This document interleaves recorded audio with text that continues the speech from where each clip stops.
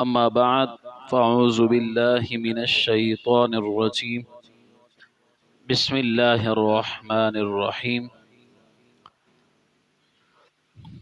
والضحى واللیل اذا سجا صدق اللہ العظیم۔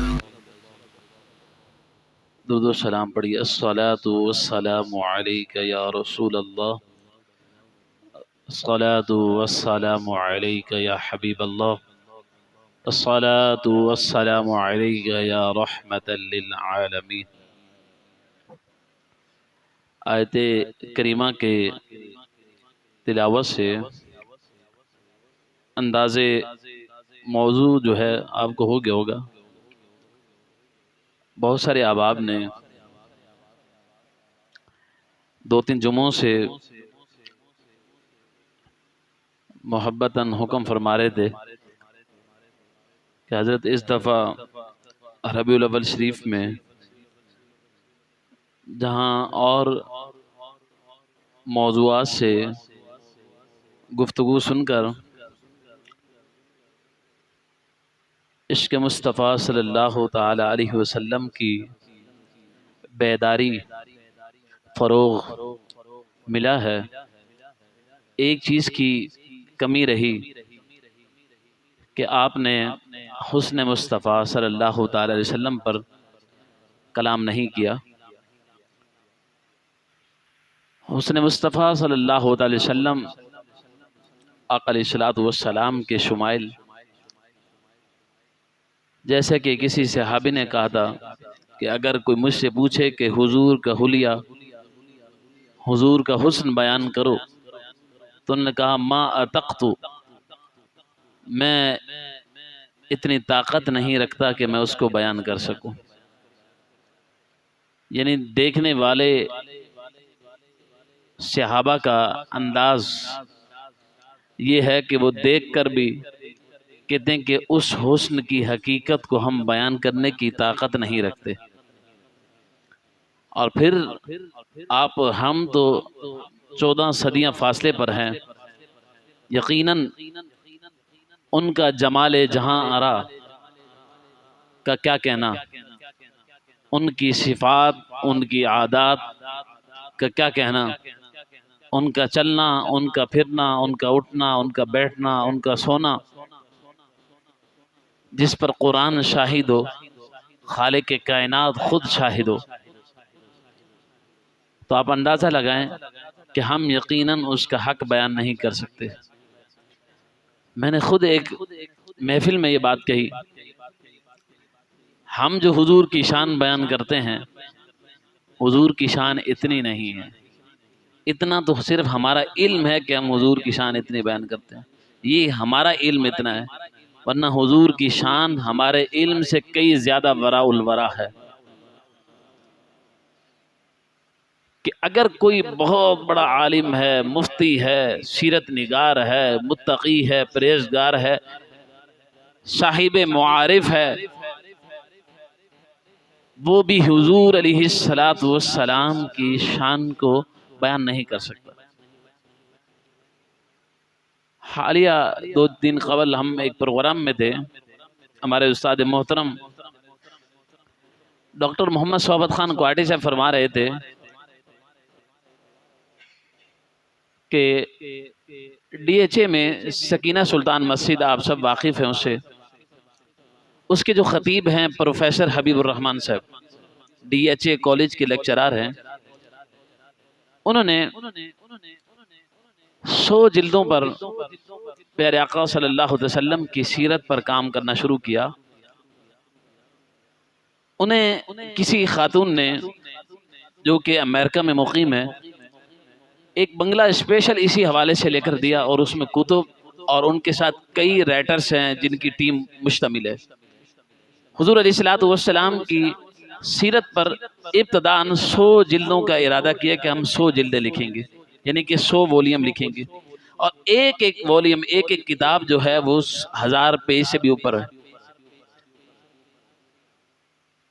اور جب ابتدا کی لکھنا شروع کیا، 100 جلدیں لکھ لی ہیں، اور 100 جلدیں لکھنے کے بعد وہ کیا کہتے ہیں کہ ہم حق ادا نہیں کر سکے، اور ابھی بھی پوری سیرت حضور کی نہیں لکھ سکے، مزید 50 کا ارادہ کیا ہے کہ 50 اور لکھیں گے۔ اور کہتے ہیں کہ جب ان 50 جلدوں کے بابوں کو ترتیب دیا تو ابھی بھی لگ رہا ہے کہ ابھی بھی حضور کی سیرت کو بیان کرنے کا اور لکھنے کا حق ادا نہیں ہوگا۔ آپ اندازہ کریں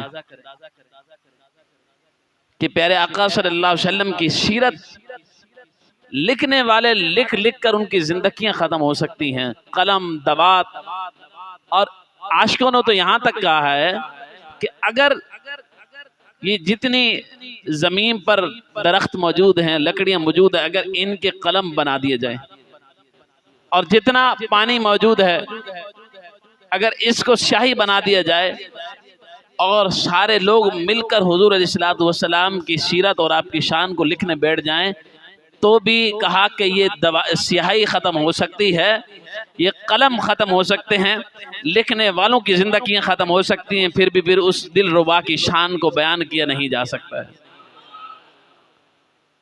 یعنی اتنی ورا الورا ہے، اور کیا کمال ہے کہ میرے پاس خود 10-12 سیرت کی کتابیں ہیں۔ یقین کریں کہ جس سیرت کی کتاب کو بھی اٹھا کر جب پڑھتے ہیں تو ایسا لگتا ہے کہ یہ بات وہاں نہیں لکھی گئی ہے، یہ بات یہاں سے حاصل ہوگی۔ یعنی ہر بندے نے کوشش کی اپنی طرف سے پوری کہ میں حضور کی شان کو لکھوں، لیکن لکھنے والے نے لکھنے کے بعد یہی لکھا ہے کہ جو کچھ مجھے میسر آ سکا میں نے اتنا لکھ دیا ہے، باقی حضور علیہ الصلوۃ والسلام کی سیرت کو لکھنے کا حق ادا نہیں کر سکا۔ یہ حضور علیہ الصلوۃ والسلام کی سیرت، اور ان گنت کتابیں لکھی جا چکی ہیں۔ کوئی بھی دنیا میں ایسی شخصیت نہیں ہے کہ جس پر اتنی کتابیں لکھی گئی ہوں، اور کوئی صرف فقط ایک کتاب میں نے پڑھی ہے اِنَّا أَعْطَيْنَاكَ الْكَوْثَرَ کی تشریح میں، تو 400 صفحات پر مشتمل ہے، اور وہ 400 صفحات پر اس سورہ کوثر کی تشریح کی پہلی آیت کی صرف تشریح لکھتا ہے۔ کہا کہ ان 400 صفحات پر میں نے کتاب لکھنے کے بعد بھی کہا کہ ابھی تک صرف میں کوثر کے معنی نہیں بیان کر سکا کہ خیر کثیر کیا ہے۔ آپ اندازہ لگائیں، موضوع کی طرف آتے ہیں۔ میں نے جو آیت کریمہ آپ کے سامنے پڑھی ہیں، وَالضُّحَىٰ، عشق والوں نے اس کا ترجمہ لکھا کہ چاش کی طرح چمکتے ہوئے دمکتے ہوئے چہرے عنبری کی قسم، یعنی کہ جو خوشبو سے بھی زیادہ معطر چہرہ ہے۔ اور فرمایا کہ وَاللَّيْلِ إِذَا سَجَا، اور رات کے مانند شانوں کو چھوتی ہوئی زلفوں کی قسم۔ ان آیت کریمہ کے تحت مفسر قرآن سید نعیم الدین مراد آبادی رحمت اللہ تعالی علیہ فرماتے ہیں تفسیر خزائن العرفان میں کہ چاش سے مراد کیا ہے؟ فرمایا کہ نور جمال مصطفیٰ، اور شب کنایہ سے مراد آپ کی زلف عنبری ہیں۔ اور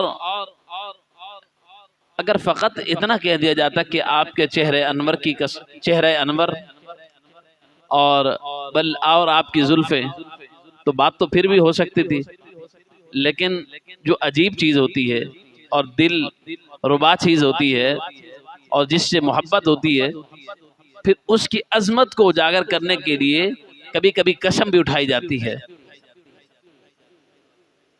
کہ محبوب، یہاں واو قسمیہ ہے، فرمایا کہ محبوب آپ کے چہرے کی قسم، یعنی قسم اٹھا کر رب العالمین بیان فرما رہا ہے کہ آدم سے لے کر عیسیٰ تک اور پھر قیامت تک کوئی ایسا حسن والا نہیں آئے گا محبوب جس طرح آپ حسن والے ہیں، اور آپ کی زلف عنبری جیسی قیامت تک کسی کی زلفیں نہیں۔ اور اگر ایک ایک وصف رسول اللہ صلی اللہ علیہ وسلم پر بیان کیا جائے تو حق ادا نہیں ہو سکتا۔ مثلا اگر زلف عنبری کو لے لیا جائے تو پورے جمعے کا خطبہ بیان ہو جائے گا، لیکن پوری اس کی کیفیات اور اس کا حق کا ادراک نہیں ہو سکتا ہے۔ علامہ اسماعیل حقی علیہ رحمت تفسیر روح البیان میں، قاضی ایاز مالکی شفا شریف میں، امام زرقانی مواہب لدنیہ میں، اور محدث علی قاری شرح شفا شریف میں، اور امام قرطبی جیسے لوگ حضور علیہ الصلوۃ والسلام کے شمائل پر جب کلام کرتے ہیں تو کتنا خوبصورت کلام لکھتے ہیں۔ فرماتے ہیں کہ یہ سورت جس مقصد کے لیے نازل ہوئی ہے اس کا تقاضا یہ ہے کہ کہا جائے کہ ضحیٰ سے مراد حضور کا چہرہ انور اور لیل سے مراد حضور کی زلف عنبری ہیں۔ امام اہل سنت نے فرمایا کہ اس مقام پر کہ ہے کلام الہی میں شمس و ضحیٰ، تیرے چہرے نور فضا کی قسم، ہے کلام الہی میں شمس و ضحیٰ، تیرے چہرے نور فضا کی قسم، قسم شب تار میں یہ راز تھا کہ حبیب کی زلف و دتا کی قسم۔ ایک بزرگ گزرے ہیں، وہ اپنے قصیدے میں لکھتے ہیں، جار اللہ سمہودی، فرماتے ہیں کہ بہت مشہور شعر ہے، آپ نے نعت خوانوں کی زبانوں پر اس کو سماعت کیا ہوگا۔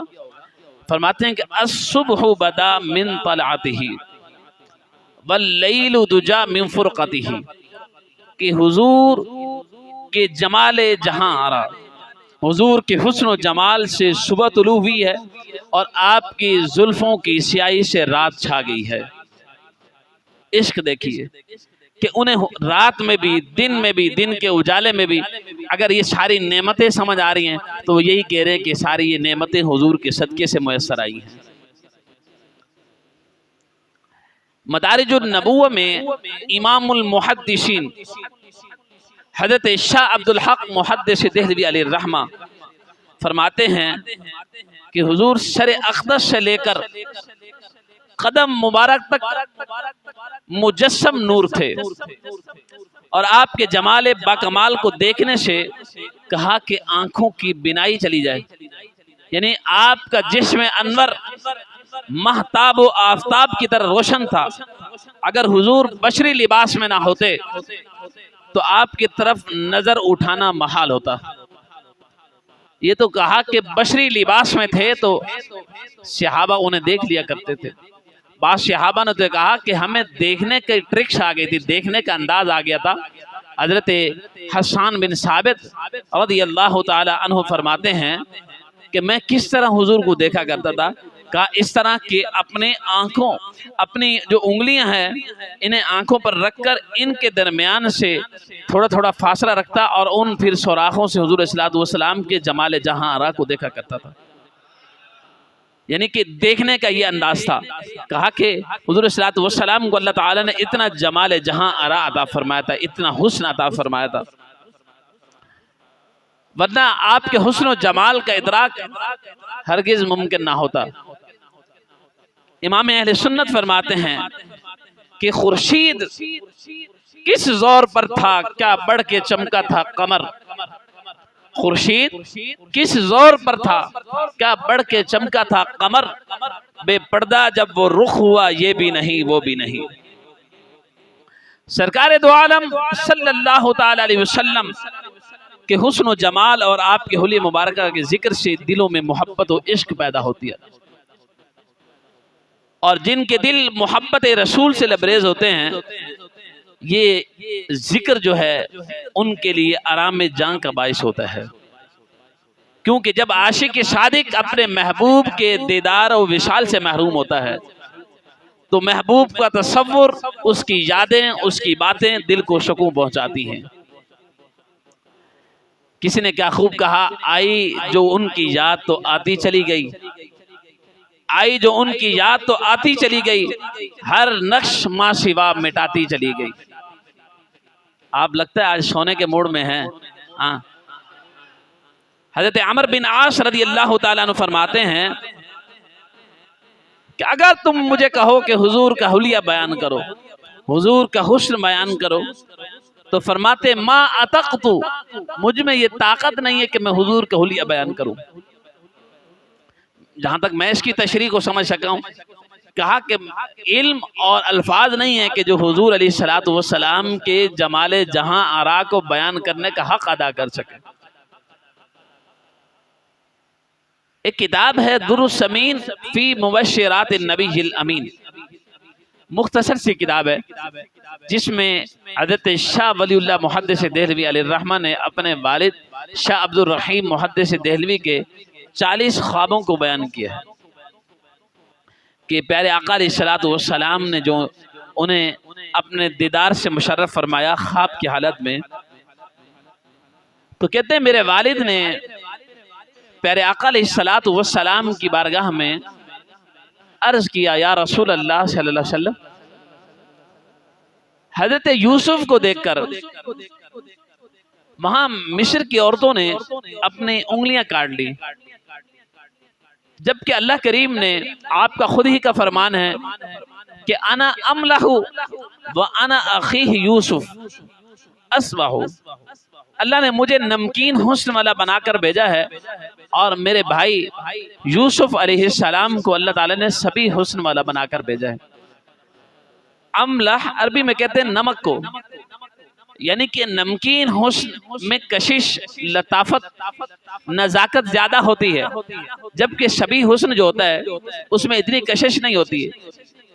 تو وہاں تو یوسف علیہ السلام کو دیکھ کر مصر کی عورتوں نے انگلیاں کاٹی تھی، پیارے آقا آپ کو دیکھ کر کہیں ایسا واقعہ رونما نہیں ہوا کہ لوگوں نے آپ کو دیکھ کر انگلیاں کاٹ لی ہوں؟ پیارے آقا علیہ الصلوۃ والسلام نے، میں اس واقعے کو مختصر کر رہا ہوں، اعلیٰ حضرت کے شعر کی طرف نہیں جاتا، ورنہ جن واقعات کو میں نے بیان کرنا ہے تو پھر وہ رہ جائیں گے، کہ وہ جو اعلیٰ حضرت کا شعر ہے کہ حسن یوسف پہ کٹی مصر میں انگشت زنا، سر کٹاتے ہیں تیرے نام پہ مردان عرب، یہ واقعہ ایک پورا موضوع ہے، یہ جو شعر ہے اگر اس کی تشریح کی جائے تو 1 گھنٹہ کہیں بھی نہیں گیا۔ تو آپ نے فرمایا اے میرے بیٹے عبد الرحیم، جمالی مستور عن اعین الناس غیرۃ من اللہ، کہ اللہ تعالیٰ نے غیرت محبت کی وجہ سے مجھے 70,000 نورانی پردوں سے ڈھانپ رکھا ہے۔ تو کسی نے کیا خوب کہا، یہی بہتر ہے کہ وہ پردے میں روح پوش رہیں، اگر پردہ اٹھا دیں تو کسی ہوش رہے۔ یہ تو وہ پردوں میں ہیں اور پردوں میں رہ کر ان کے حسن کا عالم یہ ہے کہ حضرت میمونہ بنت قردم رضی اللہ تعالی عنہ فرماتی ہیں کہ حجۃ الوداع کے موقع پر میں بھی حج پر تھی، میرے والد گرامی نے حضور علیہ الصلوۃ والسلام سے کوئی سوال پوچھا، حضور علیہ الصلوۃ والسلام کے رخ انور، آپ سواری پر سوار تھے اونٹ پر، چہرہ انور تو نہیں دیکھ سکی پر حضور کی ایڑی پر، حضور کی انگلیوں پر، پاؤں کی میری نظر پڑی ہے۔ تو کہا کہ اس کا حسن ایسا تھا کہ کئی سال بیت گئے، آج بھی اس کی روشنی آنکھوں سے غائب نہیں ہوئی ہے۔ تو کسی نے کہا کہ جب چاند سے بڑھ کر ایڑی ہے تو رخسار کا عالم کیا ہوگا، ہر کوئی فدا ہے بن دیکھے تو دیدار کا عالم کیا ہوگا۔ یعنی کہ یہ حضور کی جو پاؤں کی انگلیاں ہیں، اگر کوئی عاشق اسے دیکھے تو وہ نور آنکھوں سے غائب نہیں ہوتا، اوجل نہیں ہوتا، یا بند کرے یا کھولے محبوب کا وہ جلوہ سامنے ہوتا ہے۔ یہ تو حضرت شاہ عبد الرحیم محدث دہلوی علیہ رحمت ہے۔ اب وہ دو واقعات جن کی فرمائش کی گئی ہے، واقعہ مجھے نہیں لگتا کہ دونوں بیان ہو جائیں۔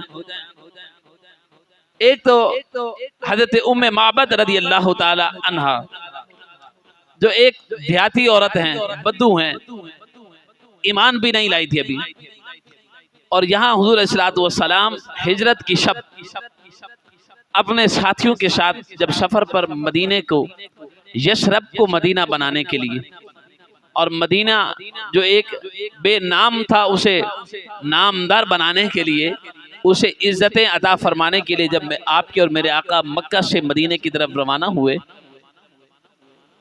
تو راستے میں ایک مقام پر ٹھہرے ہیں اور سامنے ایک کٹیا نظر آئی ہے، جھونپڑی۔ پیارے آقا علیہ الصلوۃ والسلام نے سیدنا ابو بکر رضی اللہ تعالی عنہ سے فرمایا کہ ابو بکر ان سے پوچھو کہ کچھ کھانے کے لیے پینے کے لیے ہو تو بطور قیمت ہمیں پیش کر دیں، ہم خرید لیں گے۔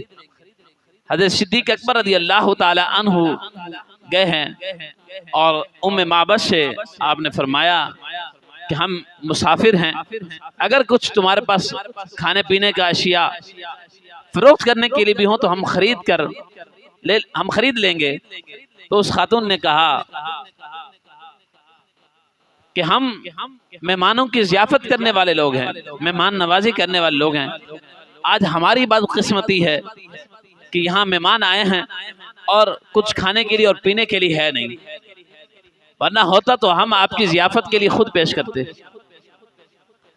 تو یہاں حضور صلی اللہ علیہ وسلم کی نگاہ جو تھی اس کی کٹیے میں پڑی تو دیکھا کہ ایک بکری بیٹھی ہے، تو آپ نے فرمایا اے خاتون اگر تم اجازت دو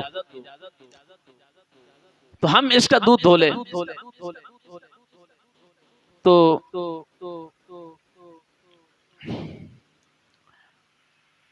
حضور علیہ الصلوۃ والسلام نے جب فرمایا تو اس خاتون نے کہا کہ یہ بکری جو ہے انتہائی لاغر، سست، کمزور ہے اور بیمار ہے، اگر یہ چرنے کے قابل ہوتی تو ہم ریوڑ کے ساتھ یہ چلی جاتی۔ آقا علیہ الصلوۃ والسلام نے فرمایا اگر تم اجازت دے تو ہم اس کا دودھ دھو لیتے ہیں۔ اس نے کہا کہ مجھے کوئی اعتراض نہیں ہے۔ صدیق اکبر رضی اللہ تعالیٰ عنہ آگے بڑھے اجازت کے بعد اور اس بکری کو لیا، پھر آقا علیہ الصلوۃ والسلام کے سامنے لائے۔ حضور علیہ الصلوۃ والسلام نے اپنا دست شفقت اور دست قدرت اس کی پیٹھ پر پھیرا ہے۔ جو بکری کھڑے ہونے کے قابل نہیں تھی اب اس کی ٹانگوں میں طاقت آ گئی، جو چلنے کے قابل نہیں تھی دست برکت جب اس پر پھیرا گیا ہے تو اب اس کے اندر کھڑے ہونے کی، چلنے کی صلاحیت بھی پیدا ہو گئی ہے۔ یہ تو دست مصطفیٰ کی برکات ہیں۔ حضور صلی اللہ علیہ وسلم نے بیٹا بیٹھ جاؤ، اس کی طرف بات بڑھ رہی ہے اور توجہ بڑھ رہی ہے کہ حضور علیہ الصلوۃ والسلام نے جب اس پر ہاتھ پھیرا ہے اور پھر آپ نے ام معبد سے کہا کہ برتن ہو تو دیے جائیں، ہم اس کا دودھ دھوتے ہیں۔ جب وہ ایک برتن لے کر آئی، کہا بیمار ہے چند قطرے دودھ کے دے دے گی، لیکن یہاں تو ساقی کوثر کے ہاتھ لگے تھے، یہاں تو ساقی کوثر کے ہاتھ لگے تھے، تو پھر چند قطرے نہیں، میرا وجدان اور میری محبت یہ کہتی ہے کہ حضور علیہ الصلوۃ والسلام کے جو ہاتھ لگے تھے، اور یہ وہ ہاتھ ہیں کہ جنہیں قرآن نے کہا کہ محبوب یہ آپ کے ہاتھ نہیں بلکہ خود رب العالمین کے۔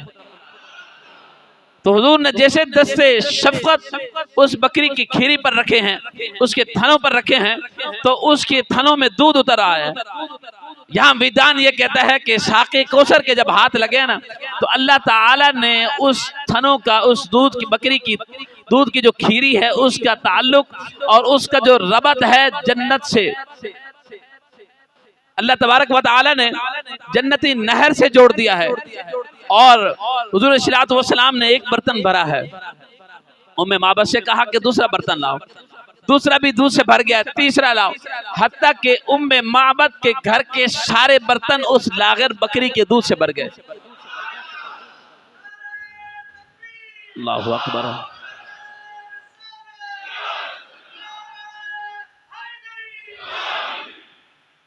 اور حضور صلی اللہ علیہ وسلم نے ام معبد سے کہا کہ تم بھی نوش کرو، ان کے بچے نے بھی نوش کیا، اور حضور صلی اللہ علیہ وسلم نے اپنے ساتھیوں کو بھی پیش کیا، اور آخر میں خود نوش فرمایا۔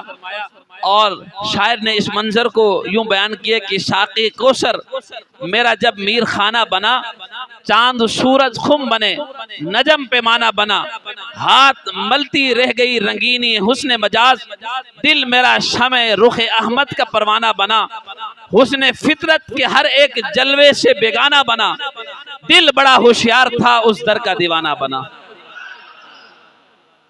کہ حضور صلی اللہ علیہ وسلم دعائیں دے کر وہاں سے روانہ ہوئے، اور شام ہوتی ہے، ابو معبد اپنی بکریوں کا ریوڑ لے کر، میں اس کو انتہائی اختصار کے ساتھ بیان کر رہا ہوں، واپس پلٹتے ہیں اور دیکھتے ہیں کہ آج ان کی کٹیا کا ماحول بدلا ہوا ہے۔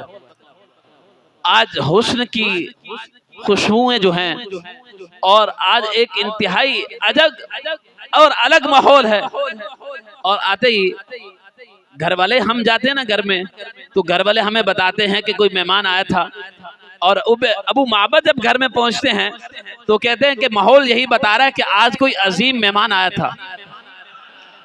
تو معبد اپنے شوہر سے کہتی ہیں، ہاں آج ایک ہمارے گھر میں نام تو پوچھا نہیں تھا، اور نام پوچھتی بھی کیسے؟ اللہ نے آپ کو اتنا حسین و جمیل بنایا تھا کہ بس جو حضور کو دیکھتا اور بس دیکھتا ہی رہ جاتا، کہ دیکھنے اس کو کچھ اور خیال ہی نہیں آتا کہ کچھ اور پوچھ لوں.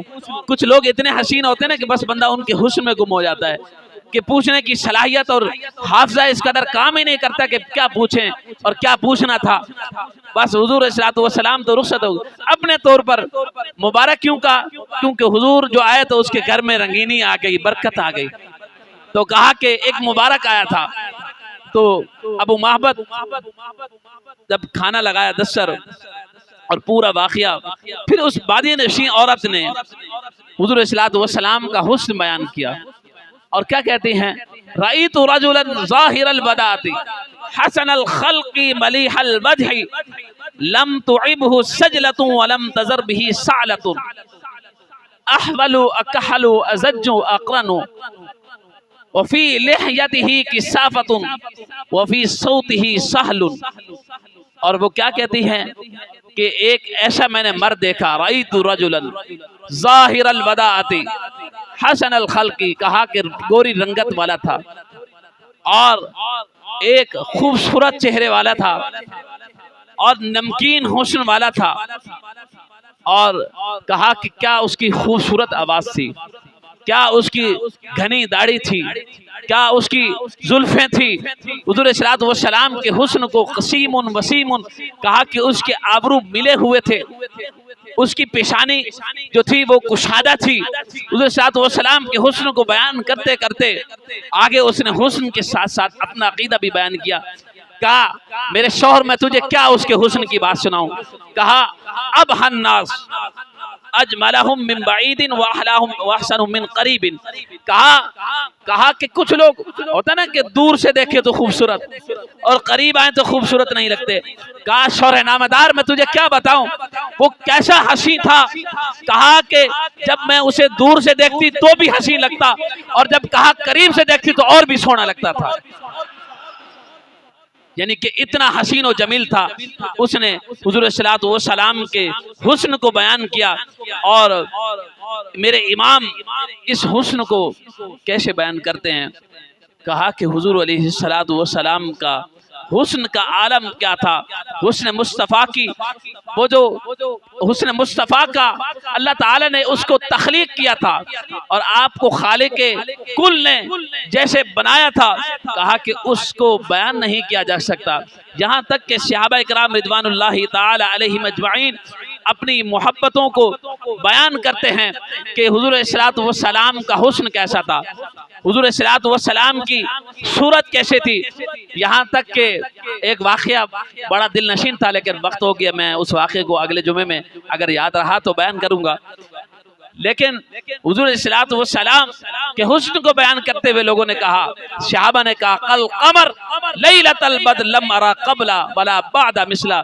کہا کیسے حضور کا حسن بیان کریں؟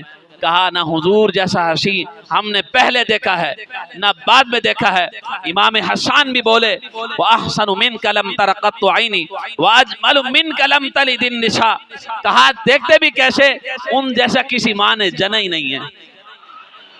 اور خلقت مبرأ من كل عیب کأنک قد خلقت کما تشاء قد خلقت کما تشاء. کہا کہ اللہ نے حضور کو ایسا بنایا ہے، ایسا بنایا ہے، کہا کہ حضور جیسے چاہتے کہ رب العالمین ویسا بناتا گیا ہے. آخر میں ایک اعلان سماعت کر لیں.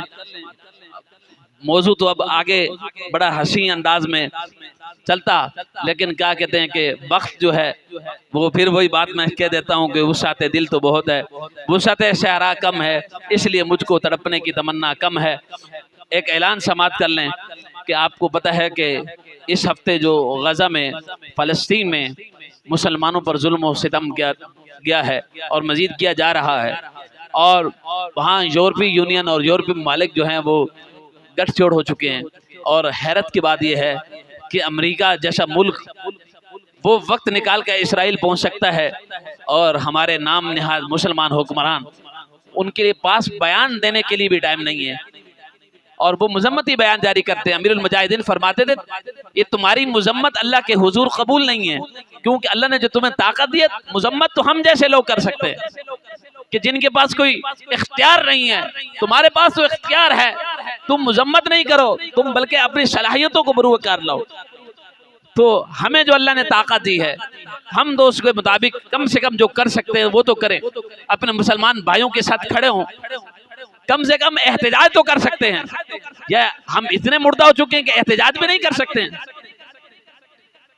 تو کرنگی کے اور لاہڑی کے علماء نے کوشش کی ہے کہ اتحاد علماء اہل سنت کے پلیٹ فارم سے، جس میں سب تنظیمات کو شامل کیا گیا ہے، اور یہ اپنی غیرت ایمانی کا جذبہ ظاہر کرنے کے لیے اور ان سے اپنی وفا اور اپنی محبت کو ظاہر کرنے کے لیے کہ ہم فلسطینی مسلمانوں، ہم تمہارے ساتھ، اتنی ہمارے اندر طاقت ہے، جذبہ ہے، ہم تمہارے ساتھ، تمہارے لیے کم از کم ہم احتجاج کر سکتے ہیں، نکل سکتے ہیں، تو ہم نے کیا ہے. اگر یہ فوجی حکمران، یہ جو بہر جو مسلط قومیں ہیں، اگر یہ لوگ ہماری اسٹیبلشمنٹ اور یہ حکمران جو ہے، اگر یہ لوگ کھڑے ہو جائیں اور ان کو جواب دیں، یقیناً جو غزہ پر آپ یقین کریں، جو ابھی پرسو ترسو ہسپتال میں واقعہ ہوا ہے، 1500 لوگ کم سے کم بچے شہید ہوئے ہیں، یقیناً اس کو بیان نہیں کیا جا سکتا. کہ ہم تو، میں نماز فجر پڑھا کر نکلا، مجھے ایک نمازی ملے اور میرے سینے سے لگ کے رویا. میں نے کہا یا اللہ تیرا شکر ہے کہ تو نے اتنے اس کو تو کم سے کم دل دیا، ہم تو پتھر دل ہیں، ہمیں تو ویڈیو دیکھ کر رونا بھی نہیں آتا ہے، ہم تو اتنے پتھر دل ہیں، ہمارے تو آنکھوں سے آنسو بھی نہیں نکلتے. میں نے کہا یا اللہ اس بندے کو تو اللہ کا شکر ادا کر کہ تیرا دل پتھر نہیں ہے. آپ اندازہ کریں. تو اس لیے آج بعد نماز عشاء کرنگی 6 سے بسم اللہ مسجد سے 2.5 نمبر تک ریلی کا، مظاہرے کا، احتجاج کا انداز وہ کیا گیا ہے انتظام. تو میں آپ تمام احباب سے کہوں گا کہ کم از کم اپنے غیرت ایمانی کو جگائیں، کم از کم ان مظلوم فلسطینی مسلمانوں کے ساتھ کھڑے ہوں اور اپنا اظہار کریں. آج ہم روٹی کے لیے، آٹے کے لیے، مکان کے لیے، مہنگائی کے لیے تو نکل سکتے ہیں، کم از کم ان مسلمان بھائیوں کے ساتھ اظہار تو کرنے کے لیے کھڑے ہو سکتے ہیں. تو میں آپ لوگوں سے یہ کہتا ہوں کہ آپ لوگ کھڑے ہوں اور ان کے ساتھ سے، اور انشاءاللہ تعالی میں امید رکھتا ہوں کہ انشاءاللہ آپ ساتھ کھڑے ہوں گے. اور اللہ کریم، وہ جیسے ایک سینیٹر ہے مشتاق احمد غالباً، اس نے ایک زبردست کلپ کہا کہ اے بغیرت حکمرانوں، اے مردہ حکمرانوں. میں وہی کہوں گا کہ یہ ہمارے یعنی کہ مردہ دل حکمران جو ہیں، کہ جو یعنی کہ دبے ہوئے ہیں، اللہ تعالیٰ انہیں غیرت عطا کرے اور یہ ان مسلمانوں کے ساتھ، اور یہ اس وقت 57 کے 57 اسلامی ملک جو ہیں وہ مردہ دل ہو چکے ہیں، اور قریب جو ملک ہیں وہ بھی کم از کم غذائیں اور دوائیاں انہیں نہیں فراہم کر رہے کہ کہیں ہمارے سے امریکہ ناراض نہ ہو جائے، کہیں اسرائیل ناراض نہ ہو جائے. آج ہمارا مسلمانوں کا یہ حال ہو چکا ہے. آپ یہ دیکھیں کہ آگے کیا ہونے جا رہا ہے کوئی پتہ نہیں ہے. اس لیے کوشش کریں کہ اللہ کریم ہم سب کو اپنے فلسطینی مسلمانوں کے ساتھ کھڑے ہونے کی توفیق عطا فرمائے. وما توفیقی الا باللہ العلی العظیم.